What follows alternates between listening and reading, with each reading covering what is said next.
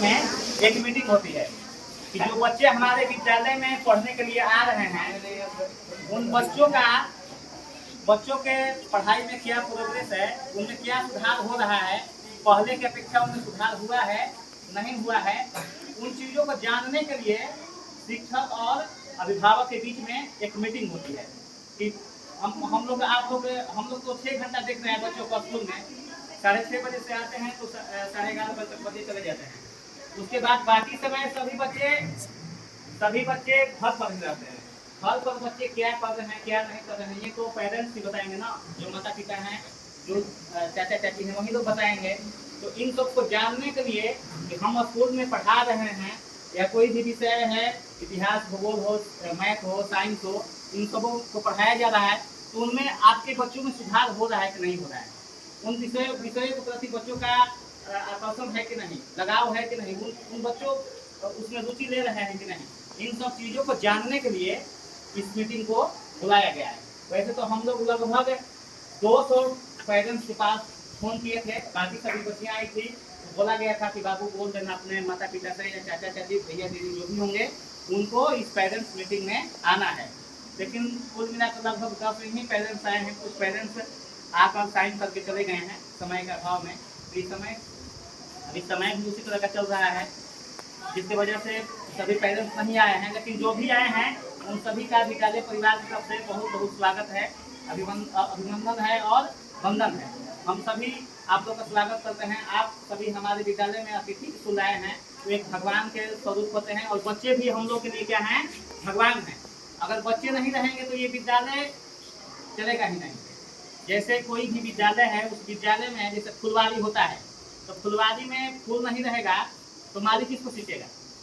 फुलवारी है तो फुलवारी में जब फूल खिलेगा तभी तो फुलवारी अच्छा लगेगा ना।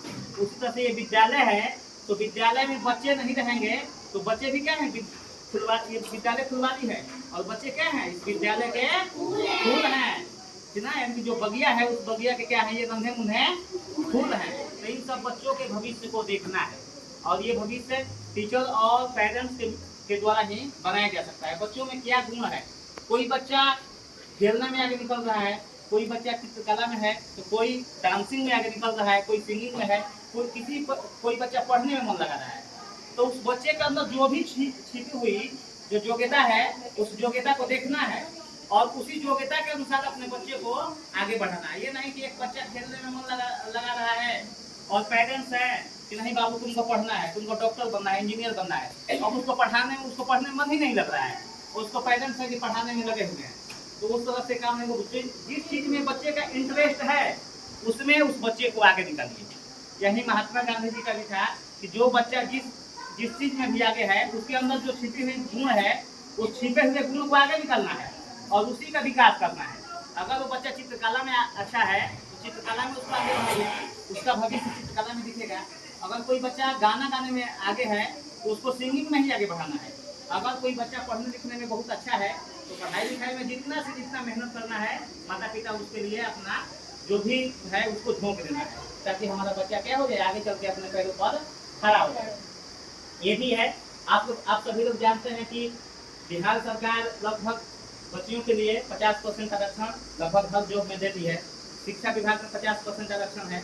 उसके बाद बीपीएससी हो गया, बिहार एसएससी हो गया, बिहार पुलिस हो गया, बिहार दरोगा हो गया, उन सभी में बच्चियों के लिए 35% आरक्षण है। 100 सीट आता है तो उसमें 35 सीट बच्चियों के लिए आरक्षित है। और उसके बाद भी अगर अच्छा नंबर लाती है तो ये बॉयज के भी कोटा में क्वालिफाई कर सकती है, जेंट्स में भी क्वालिफाई कर सकती है। तो इन बच्चियों का भविष्य बहुत ही उज्जवल है। आप लोगों से मेरी यही कामना है कि आप बच्चियों को देखिए, घर पर जितना हो सके इन लोगों को पढ़ाई का समय दीजिए और इन लोगों को प्रेरित कीजिए। अगर कोई बच्ची नहीं पढ़ रही है तो उन लोगों को प्रेरित कीजिए कि बाबू हम लोग तो मतलब नहीं पढ़े तो हम लोग खाना बना रहे हैं, ये कर रहे हैं, अपने पैर पर खड़ा नहीं है, लेकिन आप लोग के लिए सरकार भी आप ही लोग के साथ है। तो आप मेहनत कीजिए पढ़ाई के साथ साथ और आगे बढ़िए, हम यही कहना चाहेंगे।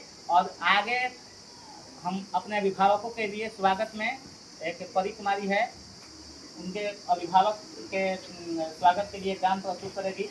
आप बेटा प्रस्तुत करना चाह रही है तो आप ताली बजाकर बच्ची का स्वागत करें। मेरा नाम है परी कुमारी, मैं 9th क्लास की छात्रा हूँ। मैं आप लोग के आने के खुशी में एक स्वागत गीत प्रस्तुत करना चाहती हूँ। इसमें जो भी त्रुटियाँ होंगी उनसे आप अपनी बेटी समझकर मुझे माफ कीजिएगा। स्वागत है, स्वागत है, आप सभी का स्वागत है, अभिनंदन वंदन है आप